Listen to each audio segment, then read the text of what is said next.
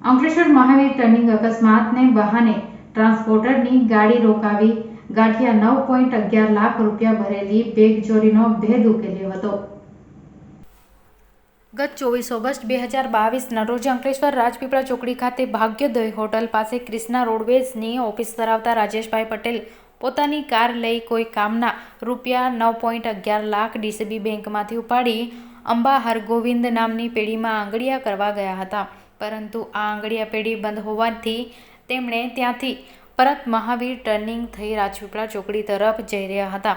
આ અરસામાં રસ્તામાં જીતાલી જકાતનાકા પાસે આવેલા કાર સ્પાની સામે બે મોટરસાયકલ લઈને આવેલા 3 ઈસમોએ કાર ચાલકને આંતરિયા તેમ એક્સિડન્ટ કર્યા હોવાનું જણાવીને કાર ઊભી રખાવી હતી। ત્યારબાદ એક ઈસમે તેમને કારનો અકસ્માત સર્જાયો હોવાનું જણાવી કાર ચાલક સાથે વાતચીત કરતો હતો। આ સમયનો મોકો ઉઠાવી પાછળ ઊભેલા બે અન્ય બાઇક સવારે કાર ચાલક કોઈ પણ સમજે તે પહેલાં કારમાં મૂકેલી બેગ જેમાં 9.11 લાખ રૂપિયા મૂક્યા હતા, જેની ચીલ ઝડપ કરીને ફરાર થઈ ગયા હતા। જે ઘટનામાં તાજેતરમાં જ જીઆઈડીસી પોલીસે મહારાષ્ટ્રના યવતમાલ ખાતેથી દીપક ધીરુભાઈ બજરંગી રહે છારા નગર અને ફ્રી કોલોની અમદાવાદ, બે મયુર દિનેશભાઈ બજરંગી રહે કુબેર નગર અમદાવાદ અટક કરી અંકલેશ્વર લઈ આવી હતી।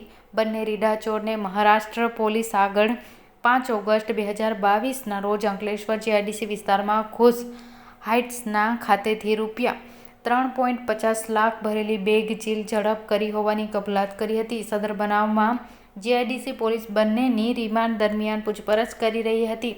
તે દરમિયાન 24 ઓગસ્ટ 2022ના રોજ તેમને મહાવીર ટર્નિંગ અકસ્માતના બહાને ટ્રાન્સપોર્ટરની ગાડી રોકાવી ગાંઠિયા 9.11 લાખ રૂપિયા ભરેલી બેગ ચોરી કરી હોવાની કબૂલાત કરી હતી।